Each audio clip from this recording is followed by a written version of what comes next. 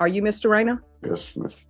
All right. So it appears to the court that you do not want to come dressed for trial when you're supposed to be dressed for trial. Hold up.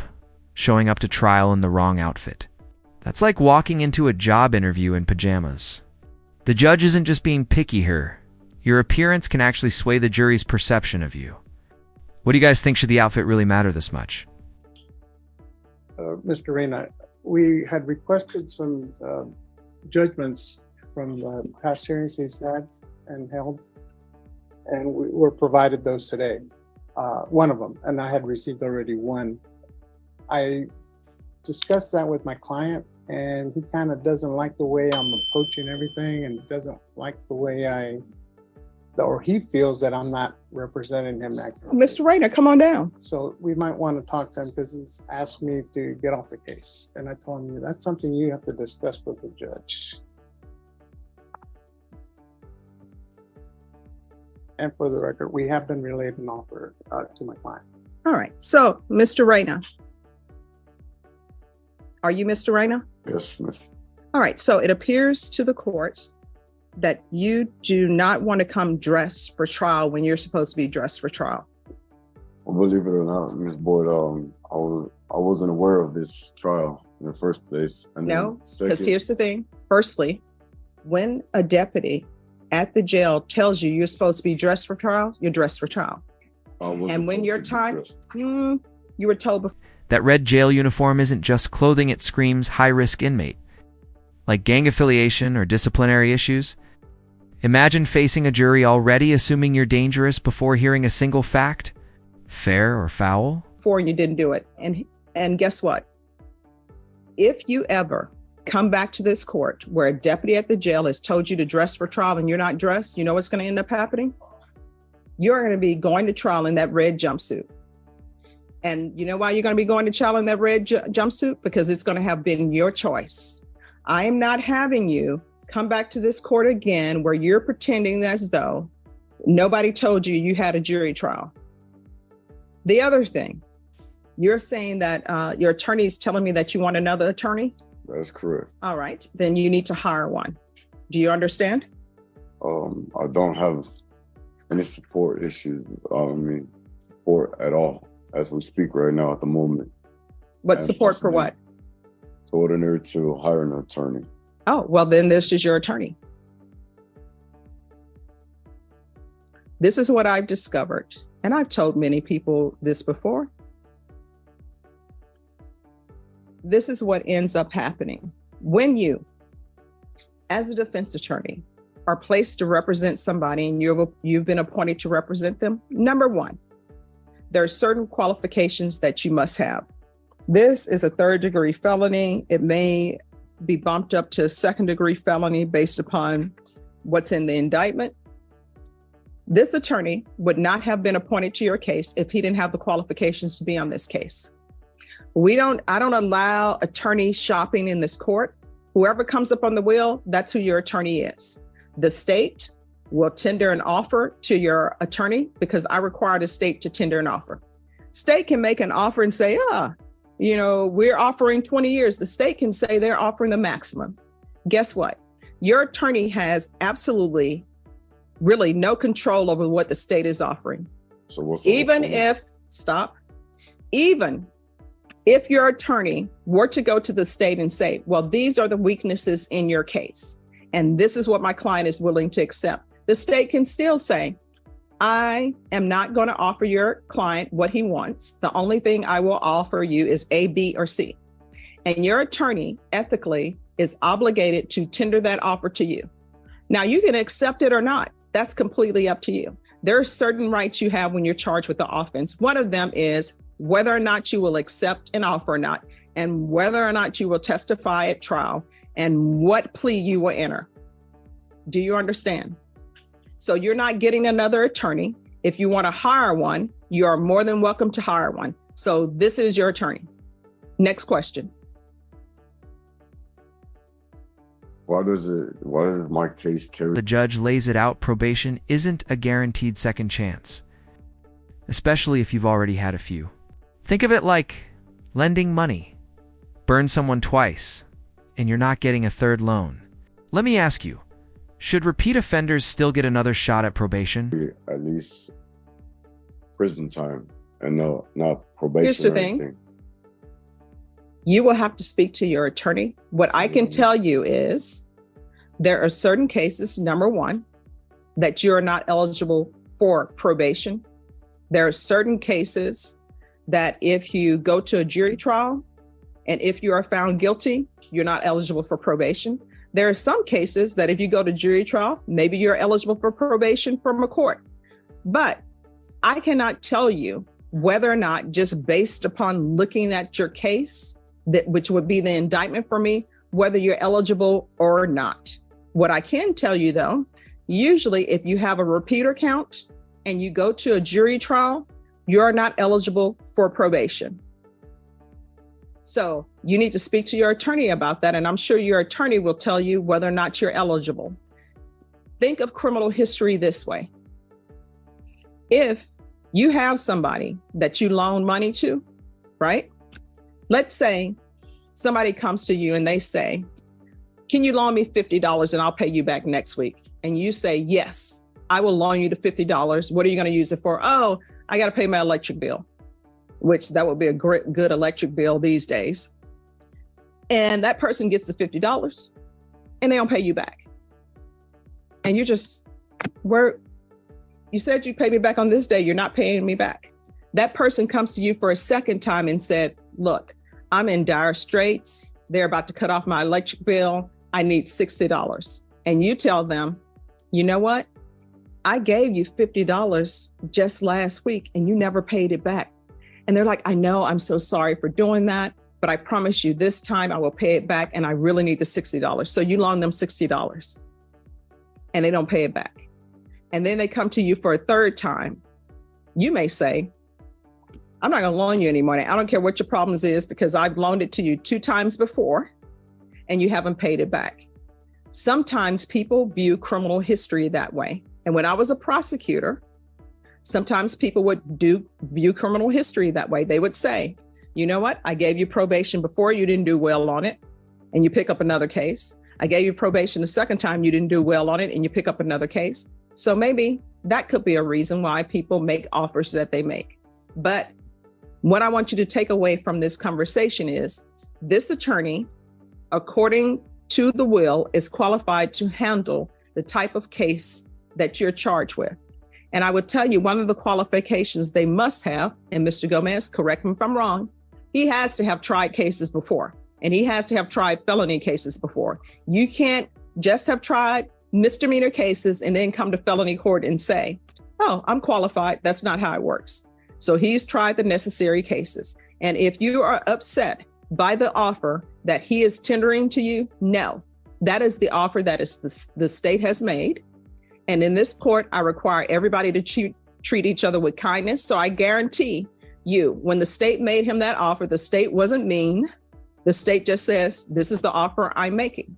And I expect you to treat your attorney with respect. I'm sure your attorney will treat you with respect.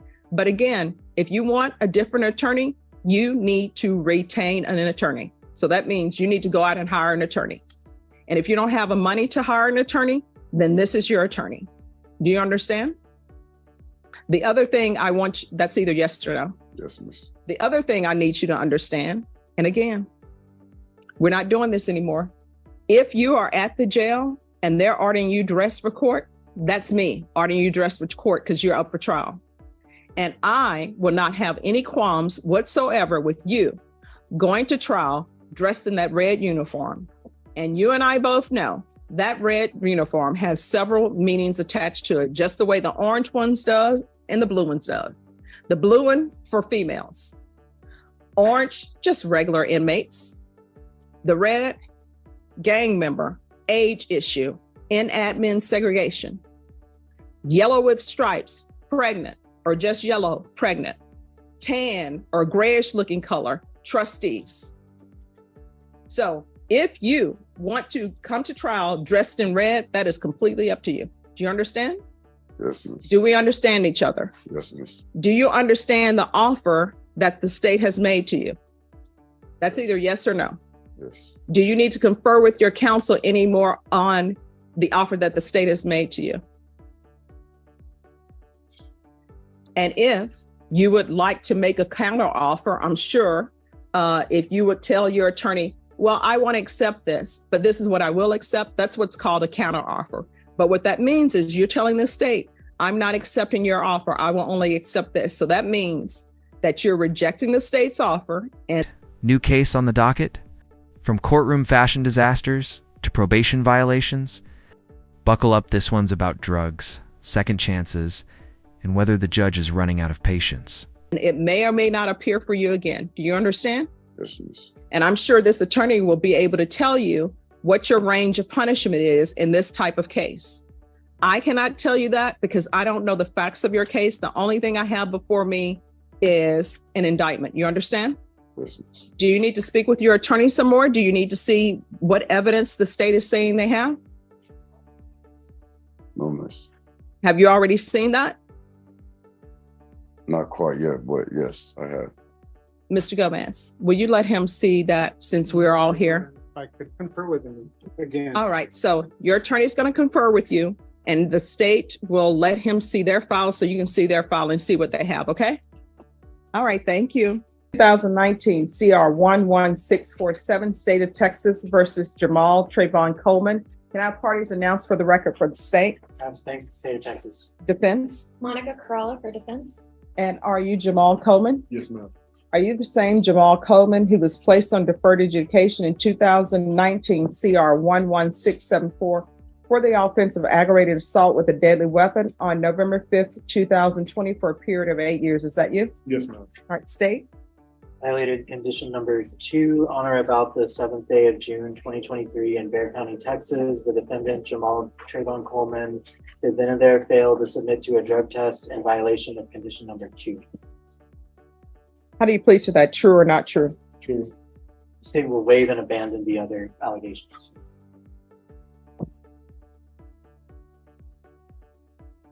All right, did you understand by pleading true to violation of condition number 2, the court could find it true, grant the motion, fine you. Oof, straight to the heart. Do you want to go to prison? That's not small talk, that's the judge saying, prove to me you deserve freedom. Honestly, at this point, would you still trust him with probation? Guilty and sentence you up to 20 years in prison and up to a $10,000 fine? Yes, ma'am. Knowing that, do you still wish to plead true to violation of condition number 2? Yes, ma'am. Court will find violation of condition number 2 true. Is there an agreement?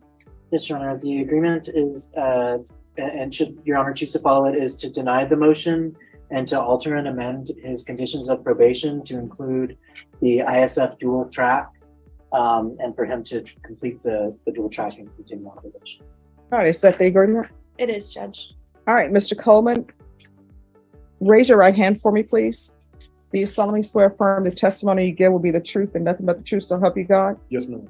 All right, you can lower your hand. State your name for the record. Jamal Trayvon Coleman. All right, Mr. Coleman, do you want to go to prison? No. Then why do you keep coming before me with violations? I have an issue with drugs. I mean, I know that, but I've sent you to different places and you're just not doing well. And so I don't know if I can help you or not. I don't know if you want the help. I can put people in whatever class that's available for you. If you have a drug problem, I can put you in a class for drug issues. But if you go there and you sit there, internalize, but the first thing some problem comes before you, your answer is, oh, let me use drugs. May I speak? Yes. I didn't get a chance to, I didn't really complete the first program, the safety that you put me in. Mhm. I don't know if you remember, but I had a colostomy bag. Yes, I do remember you. So I got my colostomy bag removed, Mhm. but I didn't stay at the safety facility. They took me to an infirmary unit. And so I've kind of missed the whole entire program. I think I was only in the program for about 2 months, Mhm. if that. So I didn't really get a chance to be in the program. So you had a colostomy bag and again, you're using drugs. Yes, ma'am. That doesn't work well for anybody's health.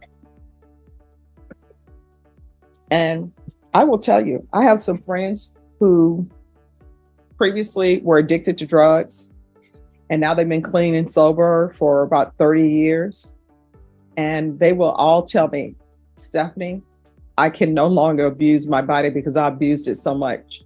So guess what? They don't do ice cream. They don't do any of that. They're always working out, fruits, vegetables, their proteins. That's it, because they put their body through the ringer. And how old are you? I'm 26. You putting your body through the ringer. And I will tell you, meth not only affects the mental health part of it, but it affects your heart, it affects your liver, it affects everything else. You understand? Yes, ma'am. Probation. I'm sorry, do you have any gang affiliation? I did when I was younger, not currently. And what was that? Blood. He's saying that he's not a gang member anymore. I don't think felony drug court will accept him, because I had put on here at one time, refer back to felony drug court, and they said no. Am I correct? That is correct. I believe they will not accept him back. And will ISF accept him with his gang affiliation? We'll have to do an evaluation. All right. I'll deny the motion. Alternate amend conditions to include. There it is, the gut punch. The law isn't just about punishment, it's about preventing funerals. The judge is reminding him that one more bad choice could turn his family into mourners. Powerful stuff. What do you think will this wake-up call actually stick? Include ISF dual track. If he ISF, then it's going to be safety. Yes, ma'am. Is there anything else you need from the court? No, ma'am. Am I going to see you back again here for this nonsense? Doubt it. No, ma'am. Do you have the tools you need to not use? Yes, ma'am. All right. Do you have a support system at home? Yes, ma'am. Who's your support system? Grandmother, my mother, my father, my elderly grandparents. All right. So you need to stop disappointing them, because I'm sure each time you use, your mom's heart breaks, your grandparents' hearts break, your dad's heart probably breaks. You understand? Yes, ma'am. Nobody wants to, because you never know if the last time you use is the last time you use. Nobody wants to be called to have to identify your body, because you're the person on the news who's on the street, and they'll just say drug overdose, and then they'll go on to the next person. You understand? Yes, ma'am. All right. Good luck to you.